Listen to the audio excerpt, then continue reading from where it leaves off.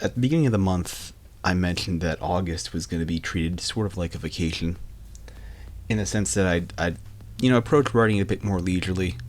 You know, take the month to be a bit more slow, a bit more quiet, do some reflecting on really just where I'm at with everything. And unfortunately, this month has been nothing but kind of a headache in a way, sort of. Those who have been following along my Instagram know I've been working on building my patio, and that's been just a series of headaches. We've got so much rain lately that this month and the past couple weeks we finally get some breaks where I was able to get in there and get some good stuff done. But it's definitely taking its toll. Like, it definitely is not as relaxing as I anticipated. With that, kind of getting away from that digression though, on the writing side of things and on more of the goal side of things, what I've realized is that about half the things I set out to do for the year, I have not accomplished, and am not on track to accomplish, which is a good, clarification, because if I haven't accomplished half my stuff, I have half the year left, right? But no, what I mean is, half the things I set out to do this year on my goal list, it simply is untouched. I have not made any kind of movement on it. And kind of looking year over year, that tends to be sort of how it works for me. Just to be honest, I feel like I set out a bunch of things to do, and about half of it gets done, which is awesome, and compared to perhaps, setting out just a few goals and getting those accomplished. I feel like I'm getting more done, but still, like, half of what I wanted to do, and it's not just writing, it's, the personal life. It's with the personal life, certain aspects of like, my health, certain projects around my house, everything from like certain travel things, to more like leisure activities, just all of it kind of rolled into it for the year. As far as my goals, half it's kind of been undone, or not been accomplished. And since I do this, and since I'm kind of looking year over year, that tends to be kind of the common thing. I feel like it's an important thing to, I guess, get out there, or at least this sort of idea that I'm coming around to, which is the idea of trying to do less now.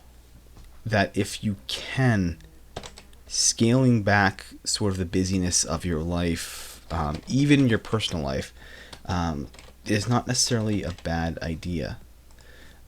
A lot of us that come to writing, or they come to make big commitments like writing every day, or making some big personal development changes, often we approach things with this sort of like immediate kind of memento mori, carpe diem mentality of like, all right, we got to do a ton of things. We don't have a lot of time to be alive. We're gonna set out and crush all these different aspects of our lives. Very early on, that's the mentality, because you may have spent several years being stuck doing something you hated, or not going after the thing deep down you should have gone after, or letting your health slip for like a decade or something like that.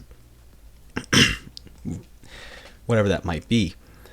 And so you make this big giant decision. You have this sort of like personal awakening here that you have to start making some changes, and suddenly we're out there crushing all these things.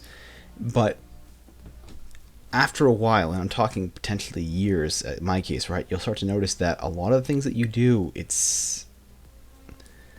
you're not always going to achieve all of it. And in fact, if you're like me and only maybe getting half your stuff done, it's probably a good indication that you could be at a set point. You could be where you're comfortable and you're happy. Perhaps getting just half the things you wanted done and not stressing yourself out and doing it at a really good pace and making a lot of progress in the few areas of your life, like for me, my writing, for example, perhaps that's enough.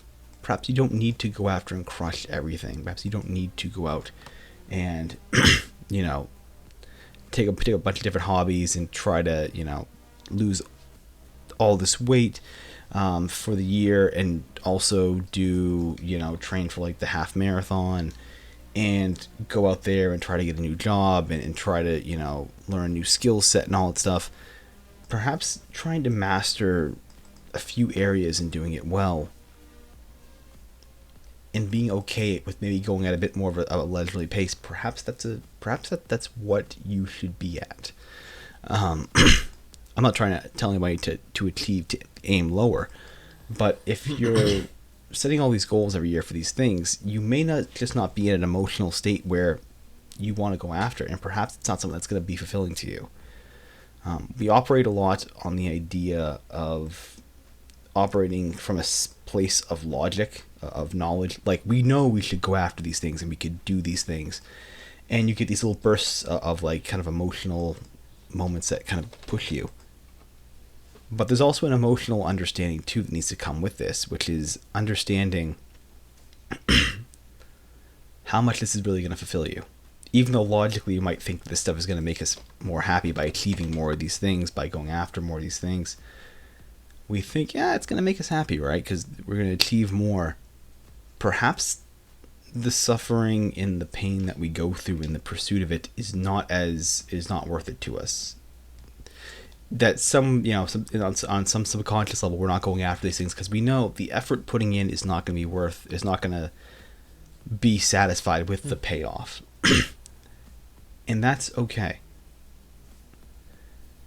That's okay. I think being busy just doing things in a lot of ways is kind of just a form of procrastination, and too much of that is going to make you're going to become sort of like the for real jack of all trades rather than the master of none, right?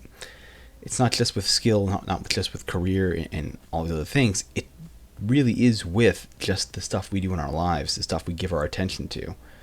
And so I'm coming around to the idea that I think next year I'm scaling things back. We're taking it a little bit easier. I think we're going to probably try to achieve half the areas in life that we want to achieve, but going to perhaps do it maybe at a higher quality what we do. So we're doing less, but doing the less at a higher standard than maybe we would do if we were spread a bit more thin, like I am now. Just an idea to throw out there.